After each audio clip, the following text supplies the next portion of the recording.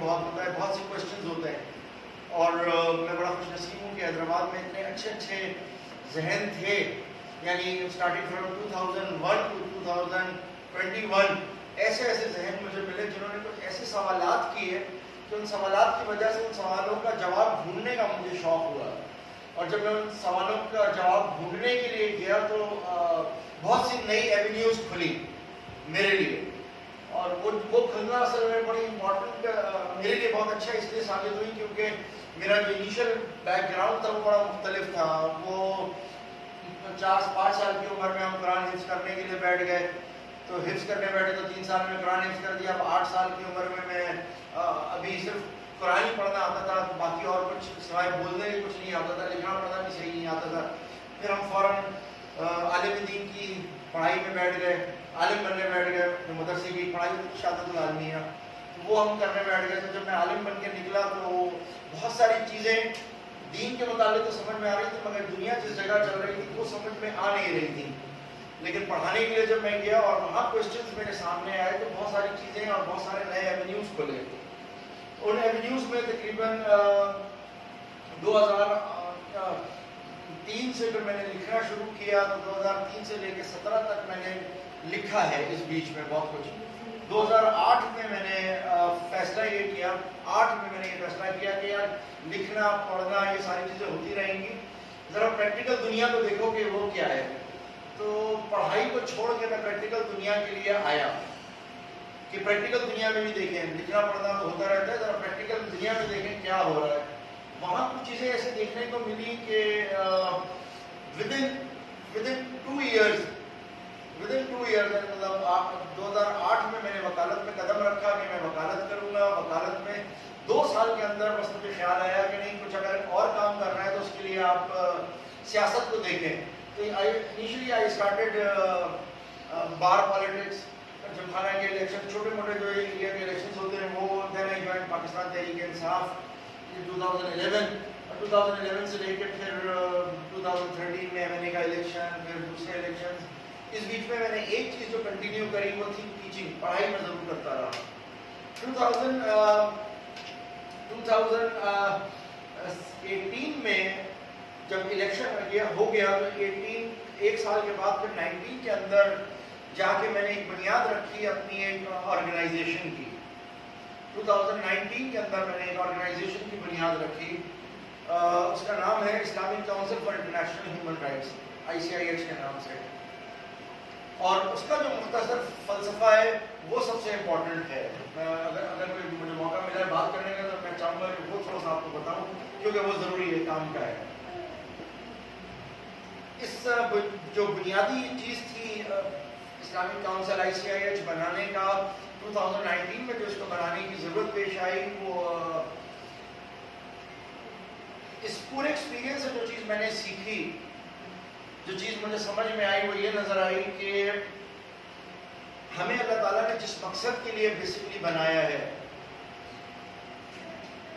جس مقصد کے لیے رسول اللہ صلی اللہ علیہ وسلم کو, محمد رسول اللہ کو دنیا میں بھیجا ہے, وہ مقصد کیا ہے اور ہم کیا کر رہے ہیں.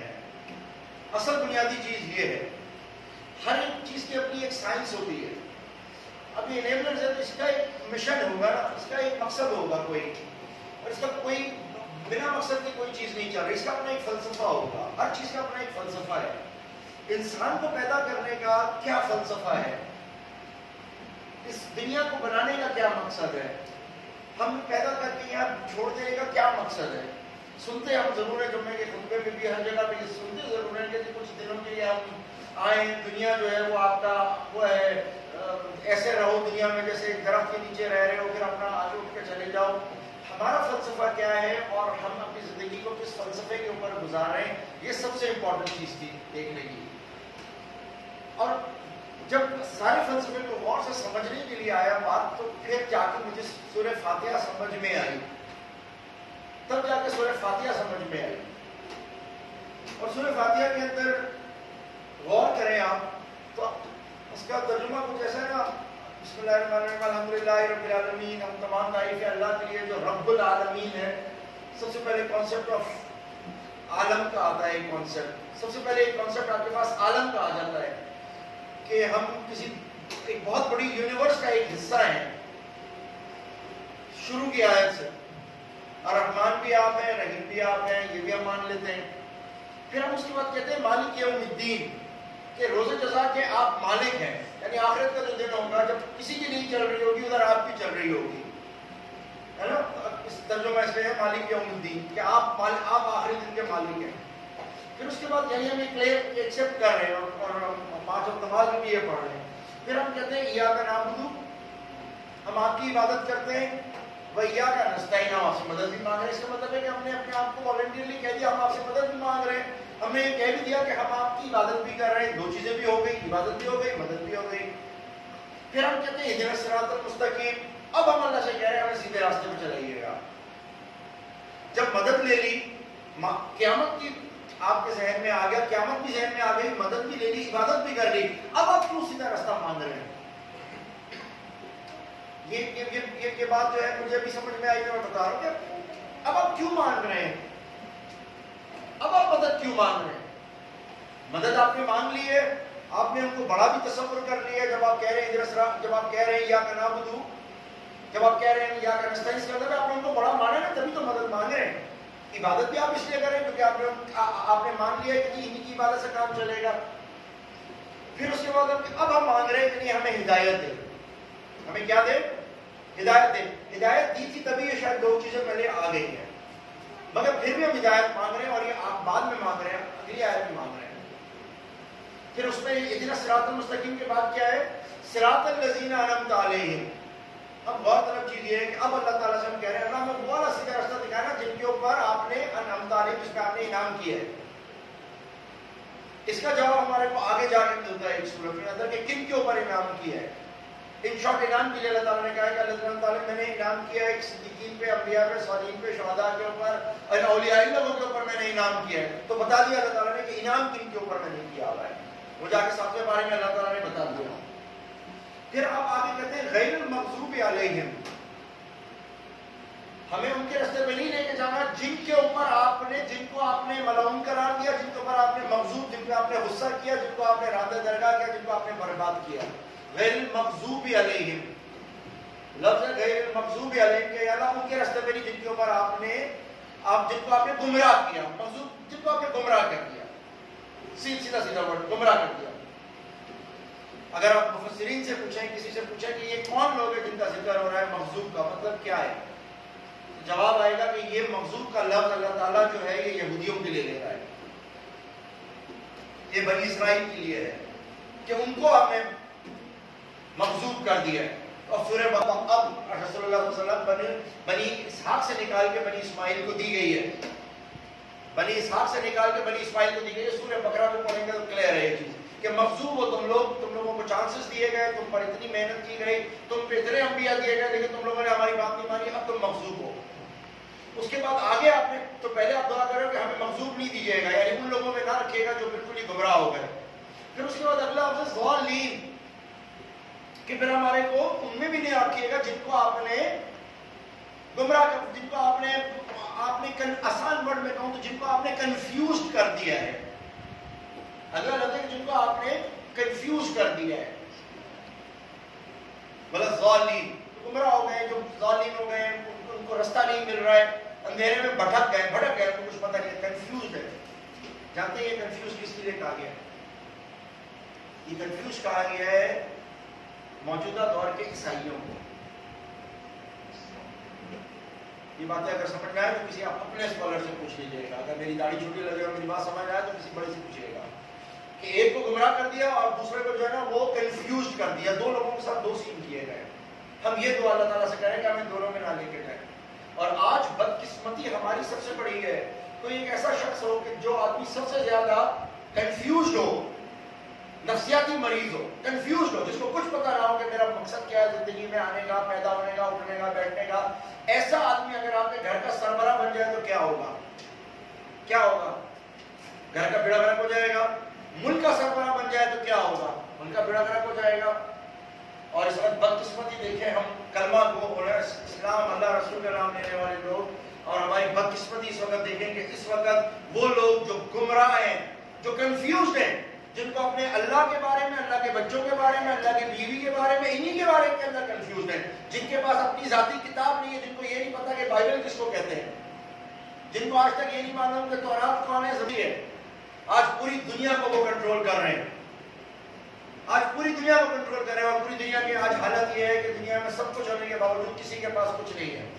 دنیا میں سب سے زیادہ جو ریسورسز پائی جا رہی ہیں وہ آپ کی افریقہ کے اندر ہے، مگر افریقہ کے لوگ بھوکے مر رہے ہیں۔ سب سے زیادہ ریسورسز ایشیا میں پائی جا رہی ہیں، اور ایشیا کے لوگ بیچارے ذلیل اور خوار ہو رہے ہیں۔ جب جائیں گے رسول اللہ کی حدیث کے اوپر تو آپ صلی اللہ علیہ وسلم کا بڑے واضح طریقے سے آپ نے اس دور کا پورا نقشہ کھینچ کے دیا ہوا تھا۔ تو اب ہم لوگ غیر المغضوب علیہم ولا الضالین، گمراہوں کا پر نہ جائے، اور ہم لوگ اس گمراہی کے اندر آج ہم پڑے ہوئے ہیں۔ بہت سی ایسی چیزیں ہیں کہ جن کو ہم سمجھ ہی نہیں پا رہے کہ ہمیں زندگی گزارنی کیا ہے، ہمارا دین کا فلسفہ اور مقصد کیا ہے۔ ابھی میرے پاس کچھ لوگ آئے ہوئے جو ویلفیئر کی تنظیم چلا رہے ہیں شکارپور کے اندر۔ میں نے ان سے ایک سوال پوچھا، میں نے کہا آپ یہ بتائیں کہ آپ کیا کرتے ہیں؟ بولا ہم انسانیت کی خدمت کرتے ہیں۔ میں نے کہا یہ مجھے بتائیے کہ کیا خدمت کر رہے ہیں آپ، کیا خدمت کر رہے ہیں آپ انسانیت کی؟ کیا ہم بھوکے کو کھانا کھلاتے ہیں، اور کیا کرتے ہیں؟ ہم عورتوں کے حقوق کی جنگ لڑتے ہیں۔ میں نے کہا اچھا مجھے یہ بتائیں کہ ایک انسان کو جہنم کی آگ سے بچانا زیادہ بڑا کام ہے یا اس کا پیٹ بھرنا؟ کیا جواب ملا ہوگا مجھے آگے سے؟ اور ان کا آگے سے جواب آیا انسان کا پیٹ بھر دو۔ میں نے کہا اگر یہ والا اب پھر میں نے پہلے تو کہا ہم نے اتنا کنفیوز کر دیا، ہم بھی اتنے کنفیوز ہو گئے۔ اگر پیٹ بھرنا ہی مقصد ہوتا تو رحمت للعالمین جب اس دنیا میں آئے تھے تو ان کے ساتھ تو ایک پورا جبرائیل کے ساتھ کتاب نظام سسٹم نہیں آ رہا ہوتا، بلکہ آپ جبرائیل کے ساتھ پورے جو پورا اللہ تعالیٰ کیا بھیجتے؟ ایک بہت بڑا سا خزانہ بھیجتے جس میں سے آپ نکال کے لوگوں کو بانٹتے رہتے، اسلام بھی پھیل جاتا، کام بھی آسان ہو جاتا۔ سمجھ میں آتا ہے کہ اسلام کا فلسفہ یہ نہیں ہے، زندگی گزارنے کا فلسفہ اللہ تعالیٰ نے اس نے نہیں کیا ہے، یہ ہمارا فلسفہ نہیں ہے زندگی گزارنے کا۔ ہم آئی ٹی میں جائیں، ہم دوسرے کام کریں، سب کچھ کریں، ڈگری بھی لے لیں، مگر ہم سے زیادہ بدقسمت بدنصیب انسان کوئی نہیں ہے جو اپنے باپ کا جنازہ نہیں پڑھا سکتا۔ ہم سے زیادہ بدقسمت لڑکی کوئی نہیں ہے جو اپنی ماں کو آخری غسل نہیں دے سکتی۔ ہم کتنا بھی پڑھ لیں ہمارا کوئی فائدہ نہیں ہے، ہم کتنے بھی ڈالر کما لیں ہمارا کوئی فائدہ نہیں ہے۔ اسلام کا فلسفہ یہ نہیں ہے، اسلام کا فلسفہ دوسرا ہے۔ اس فلسفے کے لیے رسول اللہ صلی اللہ علیہ وسلم دنیا کے اندر آئے ہیں۔ اس فلسفے کے اندر آپ نے آ کے سیرت کو اگر آپ پڑھیں گے تو آپ کو مطالعے میں پتہ چلے گا کہ کس طریقے سے آپ صلی اللہ علیہ وسلم نے اپنی زندگی گزاری ہے اور کتنی اہمیت ہے زندگی کو گزارنے کی۔ یہ آپ کو کب پتہ چلے گا؟ جس وقت آپ اسلام کا فلسفہ سمجھیں گے۔ اسلام اس دنیا میں غالب ہونے کے لیے آیا، اور جو سب سے بڑا کام ہم کر رہے ہیں، غالب ہونا تو دور کے بعد ہم اس کا نام بھی لینے کے قابل نہیں ہے۔ یہ غالب کرنا ہماری ذمہ داری ہے۔ رسول اللہ کو یہ کہہ کے ذمہ داری دے کے بھیجا گیا تھا، ورنہ تو آپ مکہ چھوڑ کے مدینہ چلے گئے تھے، وہاں جا کے اطمینان کی زندگی گزار لیتے۔ مکہ چھوڑ کے مدینہ چلے گئے تھے نا، وہاں سارے آپ نے مدینہ میں جا کے کریں۔ تو اسلام جو ہے وہ کوئی سکون کی زندگی گزارنے کا درس نہیں دیتا ہے آپ کو۔ اسلام کا درس جو ہے وہ آپ کو اہدنا الصراط المستقیم کا ہے۔ جب صراط المستقیم مانتے ہیں تو صراط المستقیم سے مراد آپ اللہ سے کہتے ہیں اللہ ہمیں وہ نظام دو، وہ نظام دو جس نظام کے تحت ہم اپنی زندگی گزاریں۔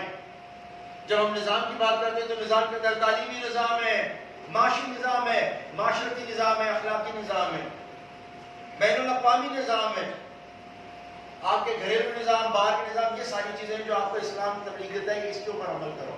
یہ چیزیں جن کی ہمیں ضرورت ہے۔ نماز روزہ زکوٰۃ حج کے لیے اللہ تعالیٰ نے آپ کو نہیں بنایا، اس کے لیے بہت بیٹھے ہوئے ہیں۔ اتنا طواف ہو رہا ہے اللہ کا، جو بیت المعمور میں فرشتہ کرتا ہے ایک دفعہ کرتا ہے، اس کو دوبارہ موقع ہی نہیں ملتا۔ تو اس کے بعد عمرہ کرنے والے بھی ہیں، حج کرنے والے بھی ہیں۔ اسلام آپ کو یہ صرف نماز روزہ اور زکوٰۃ کے لیے نہیں بھیجتا، وہ آپ کو اپنے دین کو غالب کرنے کے لیے بھیجتا ہے۔ دین غالب سب سے پہلے اپنے گھر میں کرو، پہلے اپنے اوپر کرنا ہے، پھر گھر میں کرو، پھر بعد میں کرو۔ تو ہم اپنے اوپر کتنا اس کو غالب کر رہے ہیں، سب سے امپورٹنٹ چیز یہی ہے۔ اب اگر اسی چیز کو ہم تھوڑے سے بڑے لیول کے اوپر دیکھتے ہیں تو اسلام غالب ہوا اور آپ صلی اللہ علیہ وسلم نے اس کو کیا۔ پھر آپ صلی اللہ علیہ وسلم نے فرمایا میرے بعد کا اگلا دور جو ہوگا، میرے بعد کا اس طریقے سے آئے گا، کیا اس کا فلسفہ ہوگا؟ اگر اس چیز کو کسی نے سمجھا تو ہندوستان کے علماء نے سمجھا ہے، اگر سمجھا تو اس کو ہندوستان کے علماء نے سمجھا۔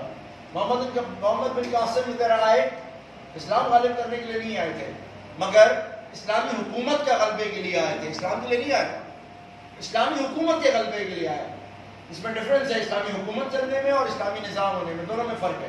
اسلامی حکومت ہماری 1300 سال رہی ہے اس دنیا میں. 1400 سال ہمیں آئے ہوئے ہیں مسلمانوں کو, 1300 سال میں 1400 سال میں دنیا میں کوئی اتنی بڑی طاقت نہیں ہے جو 1400 سال میں 1300 سال اس نے ایز سپر پاور رول کیا ہے.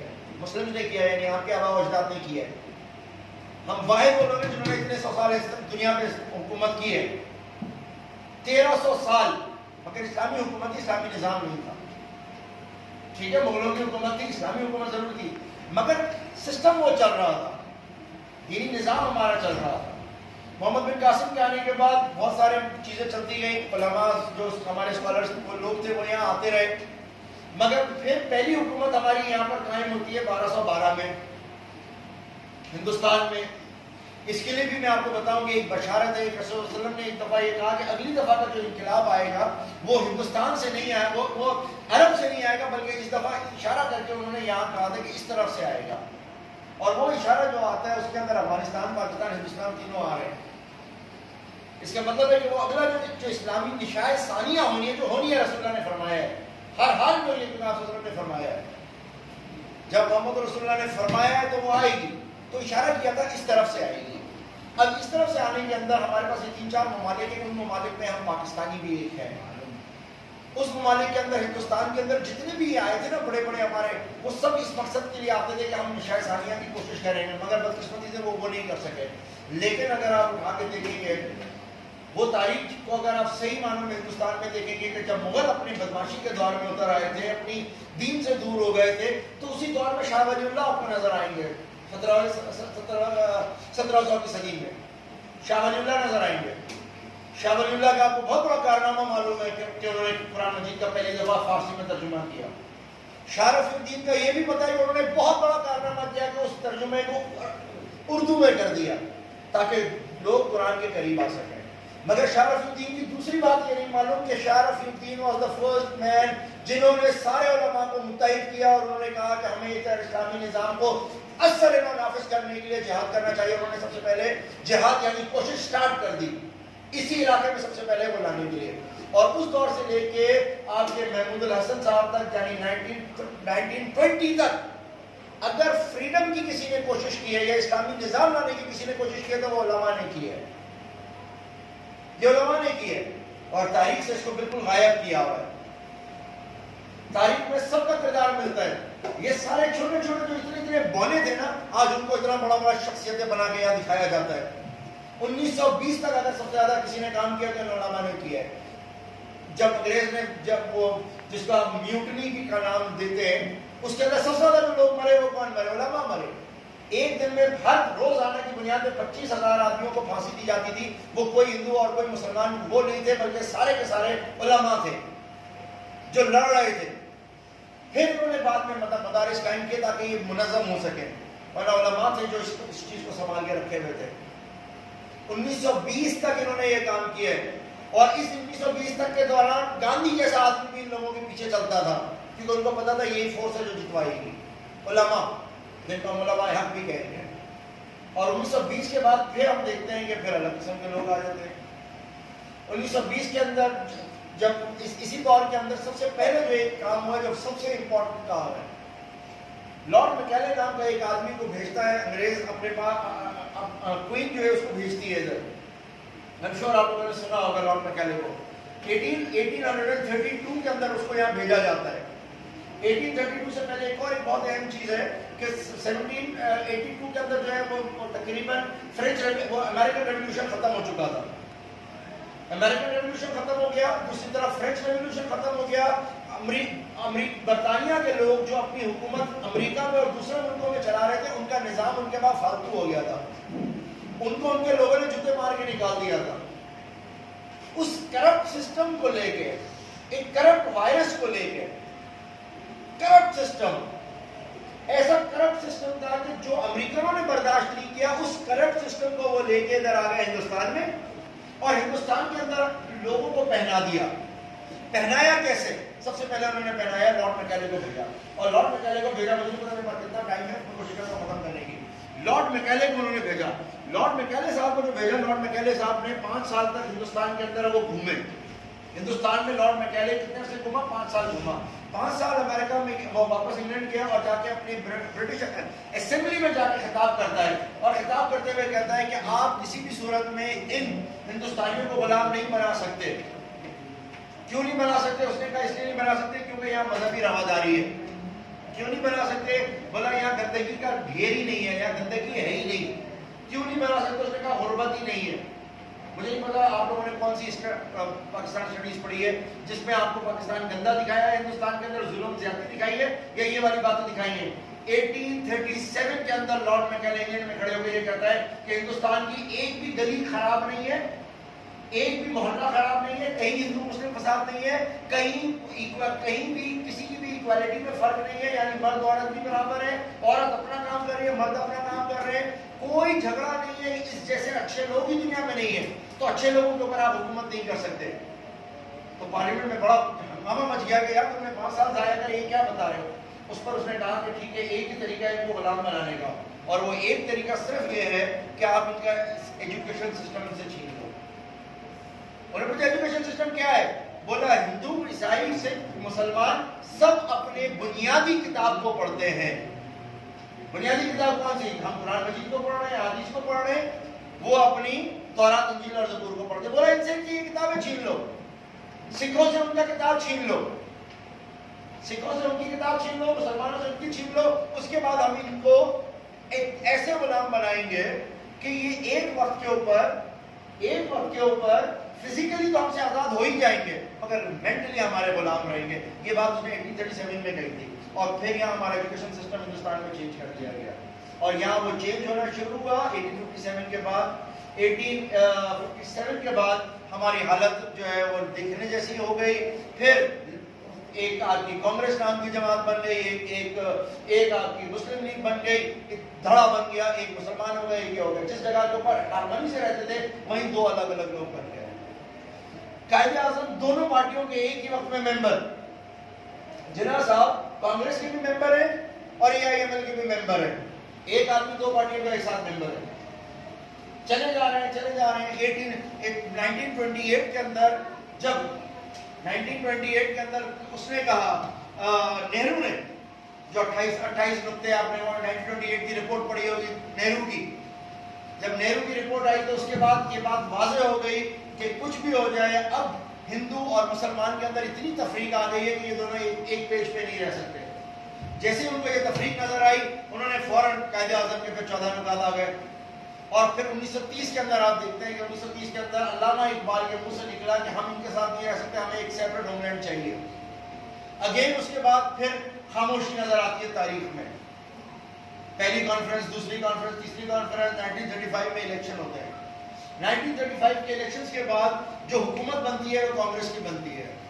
3 سال کانگریس نے جو مسلمانوں کا حال کیا ہے وہ اگر آپ پڑھ لیں تو آج آپ کہیں گے امریکہ بھی بہت اچھا ہے، اسرائیل بھی بہت اچھا ہے، اور مودی تو بہت ہی اچھا ہے۔ اگر صرف یہ 3 سال پڑھ لیں کہ 37 سے لے کر 35 سے لے کر 1937 تک انہوں نے کیا کیا، اتنی ظالمانہ حکومت کری کہ آخر 3 سال میں حکومت ہی ختم ہو گئی کانگریس کی۔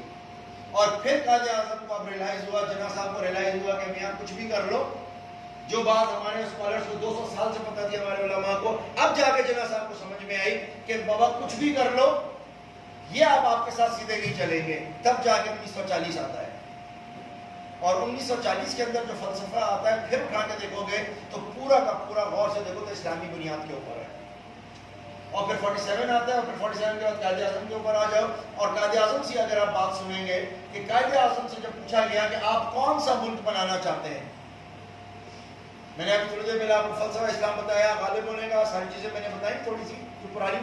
جب قائد اعظم سے پوچھا گیا، جنہوں نے دونوں چیزیں پڑھی تھی، جنہوں نے سسٹم کو بہت اچھی طریقے سے سمجھ لیا تھا، پڑھ لیا تھا، اس قائد اعظم سے جب پوچھا گیا کہ بتائیں آپ کون سا نظام اس پاکستان کے اندر نافذ کرنا چاہتے ہیں، ان سے کہا گیا کہ اس وقت دنیا 2 طاقتوں میں بٹی ہوئی ہے، ایک طرف سوشلزم چل رہا ہے، ایک طرف کیپٹلزم چل رہا ہے، آپ کون سے والے کی طرف جائیں گے، سوشلزم یا کیپٹلزم کی طرف؟ امریکہ کیپٹلزم پر ہے، آپ سوشلزم، اور ایک طرف جو ہے وہ رشیا کا سسٹم ہے، آپ کہاں پہ جائیں گے؟ آپ اس دور میں ذرا قائد اعظم کا ویژن دیکھیں کہ وہ کہتے ہیں نہ مجھے ادھر جانا ہے رشیا، نہ مجھے جانا ہے امریکہ، میں تو جاؤں گا 1400 سال پرانا جو محمد رسول اللہ کا دور ہے، اور وہ نظام نافذ کروں گا جو انہوں نے کیا ہے۔ نظام ریاست نہیں، نظام بناؤں گا. اور نظام کیا؟ کہ جس کے اندر عدالتی نظام ہمارا ہوگا. اس کا مطلب ہے کہ انگریز نے جو 100 سال ہم پر نافذ کیے، اس عدالتی نظام کو میں اکھاڑ کے پھینک دوں گا. یہ قائد اعظم نے کہا ہے. قائد اعظم کا جو کہا نظام توڑنے کا، میں یہ اسٹیٹ بینک یہ والا نہیں لوں گا، میں یہ والا بینک نہیں لوں گا جو سسٹم کے اوپر چلتا ہے، فریکشنل ریزرو کے اوپر کام چلتا ہے. بینک پورا فریکشنل ریزرو پہ چلتا ہے جس کی کوئی بنیاد نہیں. بولا میں کچھ بھی ہو جائے یہ نہیں لوں گا. جس دن قائد اعظم نے یہ والی تقریر کری، اس کے بعد قائد اعظم کو اڑا کے وہاں بھیج دیا گیا تھا. جس دن انہوں نے اسٹیٹ بینک کی ابتدائی تقریر سنے گے، جس کو غائب کر کے رکھتے ہیں وہ سنے. انہوں نے منع کیا، بولا میں یہ والا سسٹم نہیں لوں گا اکانومی. جب ان سے پوچھا اور کیا کریں گے، انہوں نے کہا تعلیمی نظام میرا وہی ہوگا جو مدینہ میں تھا. اہدنا الصراط المستقیم والی بات کے اوپر انہوں نے کہی. قائد اعظم تک نے یہ بات کہی جو پینٹ شرٹ پہنتے تھے، جینس پہنتے تھے، جو ٹائی لگاتے تھے، جو جن کا پتہ نہیں نماز پڑھنی آتی تھی یا نہیں آتی تھی، مگر ان تک نے اس فلسفے کو سمجھا تھا. لیکن ان کے بعد سے لے کے آج 74 سال کا بڈھا ہے جس کو یہی نہیں پتا کہ میں ہوں کون. ایسے شناختی بحران سے ہم گزر رہے ہیں. اور اس نسل کے بعد جب یہاں پر وہ بچہ آیا ہوگا تو وہ بھی 74 کا تھا، اس کے بچے اور کتنی نسلیں ادھر پیدا ہو چکی ہیں کہ اس بحران سے ہم آج تک گزر رہے ہیں کہ ہمیں بھی نہیں معلوم کہ ہمارا فلسفہ کیا ہے. ہمارا فلسفہ صرف اتنا بن گیا ہے کماؤ کماؤ کماؤ کماؤ. اگر دکان سے نہیں مل رہا تو انیبلر سے کما لو. بات کمانا ہے یار، بس زندگی کا فلسفہ صرف کمانا ہے. کہ اسلام اس چیز کی اجازت دیتا ہے؟ اسلام آپ کو کمانے کی اجازت دیتا ہے، تلقین دیتا ہے، بزنس کی اجازت دیتا ہے. رسول اللہ صلی اللہ علیہ وسلم سب سے بڑے بزنس مین تھے، سب سے بڑے بزنس مین تھے. آئی ایم شیور اگر آج کے دور میں صحابہ ہوتے تو انیبلرز کا دور وہ بھی استعمال کر رہے ہوتے کیونکہ آپ کو کرنا ہے. لیکن اس کا مقصد یہ نہیں ہے کہ ساری زندگی اسی میں لگاؤ اور اللہ کے نظام کو اور اللہ کے نظام کی جدوجہد کو بھی نہ کرو اور اس کے لیے آواز بھی نہ اٹھاؤ. یہ کرنے کی اجازت ہے، مگر یہی نہیں کرنا، یہ بھی کرنا ہے. سمپل 14 اگست کے دن کے اوپر آپ کا ملک، اور یہ میں کوئی ایسی بات نہیں کہہ رہا کہ کوئی اینٹی اسٹیٹ بات کر رہا ہوں کہ میں آپ کو ورگلا رہا ہوں کہ اٹھو اللہ کا نظام نافذ. او بھائی تمہارا ملک اس لیے بنا ہے. آپ کے کانسٹیٹیوشن کا پہلا آرٹیکل کہتا ہے کہ اس کے اندر objective resolution is part of your constitution. میں کانسٹیٹیوشن سے باہر نہیں نکلتا. کانسٹیٹیوشن آف پاکستان کہتا ہے کہ objective resolution is part of constitution, اور آبجیکٹیو ریزولوشن کا پہلا لائن ہی یہی ہے کہ سپریمیسی صرف اللہ کو ہوگی. اس ملک میں سپریمیسی، سب سے بڑا حکمراں، قانون بنانے کا اختیار صرف اللہ کو ہوگا. تو میں تو غلط نہیں کہہ رہا ہوں، کانسٹیٹیوشن کی بات کر رہا ہوں. سو آپ کماؤ، آپ اپنی دنیا کو بہتر بناؤ، کسی نے منع نہیں کیا. حضرت عثمان کا سب سے بڑا محل تھا مدینہ میں، سب سے بڑا محل تھا. سب سے زیادہ آپ نے انویسٹمنٹ کی ہے مسلمانوں کے اوپر. کمانے سے تو نہیں روکا، کمانے سے تو نہیں روکا، کسی کو کمانے سے نہیں روکا گیا. کماؤ، لیکن دوسرا جو کام ہے جو اللہ کا حق ہے وہ تو دو نا. جو اللہ کا حق ہے وہ تو دو. کم سے کم اس اسلام کو اپنے اوپر تو نافذ کرو، اپنی اولاد کو تو نافذ کرو، اور اس کے بعد کم سے کم اس کو کوشش کرو کہ معاشرے میں کام کریں. سمپل اگر آپ یہ کریں گے تب آپ آزادی حاصل کر سکتے ہیں. ورنہ ایک ایسی آزادی کہ جس کے اندر قانون انہی کا، اللہ تعالیٰ نے تو کہا ہے الحکم الا للہ، کہ حکم صرف میرا چلے گا. اللہ کا فلسفہ صرف یہ ہے، الحکم الا للہ، حکم صرف میرا ہے. اور سب سے پہلے اگر کوئی چیز سمجھنے کی ہے جس کو آپ کو سمجھے بغیر آپ کا اگلا قدم نہیں اٹھ سکتا، وہ ہے آمنت باللہ. جب ہم اسلام لے کے آتے ہیں نا کبھی ساری چیز، تو پہلا جملہ ہمارا ہے آمنت باللہ، میں ایمان لایا اللہ پر. تو خدا کے لیے سب سے پہلے اللہ کو سمجھنا ہے. میں کسی سوال پوچھتا ہوں اللہ کو جانتے ہیں تو سب کہتے ہیں اللہ کو تو ہم جانتے ہیں. عام طور پہ سلمان بھائی جس سے پوچھو کہتے ہیں اللہ کو تو ہم جانتے ہیں. میں کہتا ہوں یار کمال ہے، تم لوگ اللہ کو جانتے ہو تو پھر اللہ کو کیا ضرورت پڑی تھی 1,24,000 انبیاء پیغمبر بھیجنے کی کہ جاؤ جا کے لوگوں کو بتاؤ کہ میں کون ہوں. اللہ نے 1,24,000 صرف اس لیے بھیجے کہ جاؤ جا کے بتاؤ میں کون ہوں. اور ہم یہاں بیٹھ کے آج کے دو ابھی کچھ کیا میں بولوں، سمجھتے ہیں ہم اللہ کو سمجھتے ہیں، ہم اللہ کو سمجھتے ہیں، دعویٰ کرتے ہیں ہم تو اللہ کو جانتے ہیں، ہم ایمان لائے ہیں اللہ کو جانتے ہیں. اتنا سا بھی نہیں جانتے. اگر جان رہے ہوتے تو 1,24,000 انبیاء پیغمبر اور رسول اللہ صلی اللہ علیہ وسلم کو نہیں بھیجا گیا ہوتا اگر لوگ اللہ کو سمجھ رہے. سب سے پہلے آمنت باللہ ہی ہے، اس کے بعد اللہ اسٹیپ ہے وہ ملائکتی. کسی سے پوچھو فرشتوں کو جانتے ہیں، آپ کو اتنی سی بھی چوٹی کا پاؤں ہے نا، اتنی زمین نہیں پتا کہ فرشتہ کس کو کہتے ہیں، فرشتے کی سائنس کیا ہے. اگر کوئی چھوٹی چیز ہوتی تو ہمارا بنیادی جو اوتھ ہے وہ یہ ہوتا اللہ کے اوپر ایمان لاؤ، فرشتوں پر لے جاؤ. ہمیں لگتا ہے صرف جبرائیل میکائیل ان لوگوں کو مان لیا تو ہمیں مان لیا. فرشتوں کو دم نہیں پتا ہمیں کہ فرشتے کہتے کس کو ہیں، فرشتہ چیز کیا ہے، اس کے پاورز کیا ہیں، یہ کیا ہے، کون لوگ ہیں یہ فرشتے.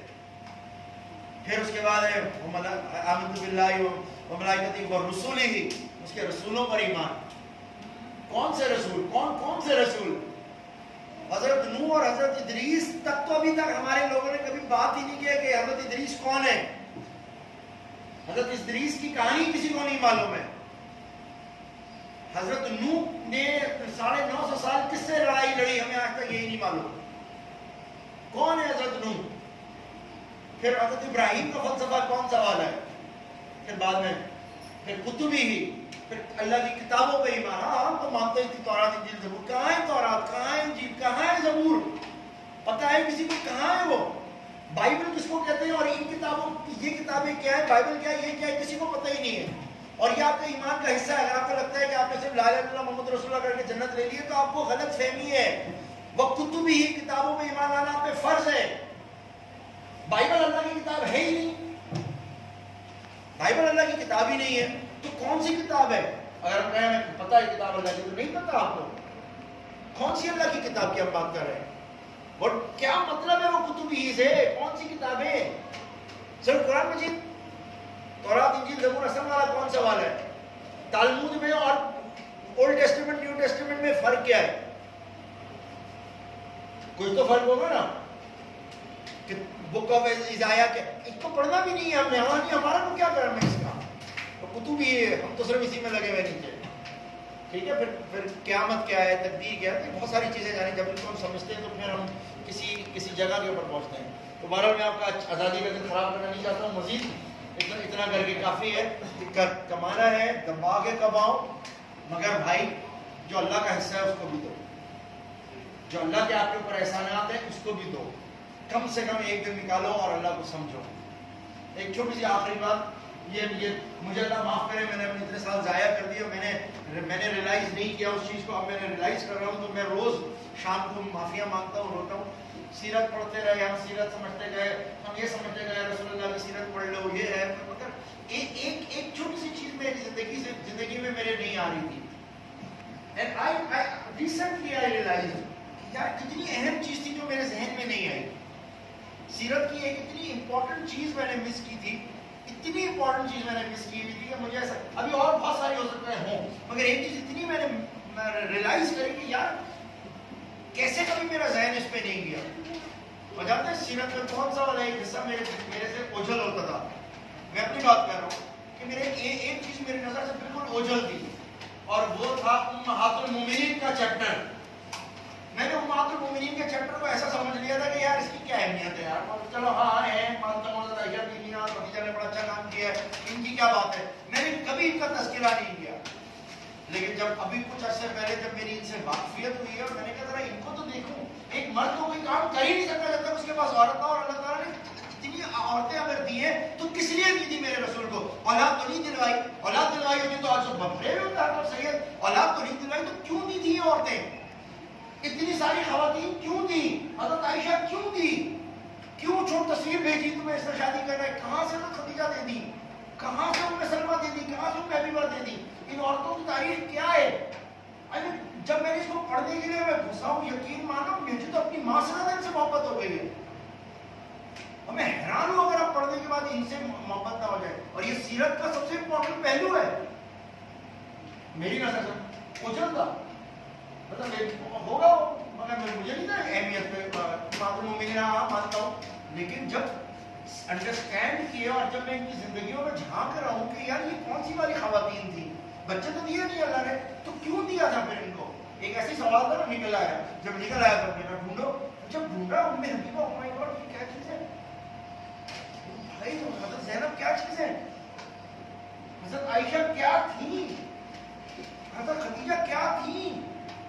تو میری ماں جس سے مجھے اتنا پیار تھا، میں ہر وقت محسوس کرتا تھا میرے ساتھ ہے، میں مرنے کے بعد بھی مجھے اپنی ماں کی محبت اب واقعی کم لگنے لگی کہ نہیں میری ماں کیا کچھ بھی نہیں ہے. ان عورتوں کو دیکھو یہ کیا چیزیں تھیں، تبھی جا کے ان کو ماں کہا گیا ہے. I'm sure کہ ہماری عورتیں بھی نہیں پڑھتی ہوں گی کہ ماتر مومنی کیا ہے، ان کی زندگی کیا ہے. I'm sure ہماری عورتوں کو بھی نہیں پتا، ہماری اپنی ماؤں کے بارے میں ہو سکتا ہے ہمارے لوگوں نے نہ کیا. میرے سے راوت ہو سکتا ہے آپ لوگوں نے پڑھی ہو، مگر بہت امپورٹنٹ چیز ہے کہ ان سب چیزوں کو سمجھیں تب جا کے آزادی سمجھ میں آئے گی. پہلے آزاد ہو اپنے فرسودہ خیالات سے تو آزاد ہو، پھر فزیکل آزادی کے نا بھی ہماری کسی طریقے سے آزادی نہیں ہے. آخر دعوانا الحمدللہ رب العالمین.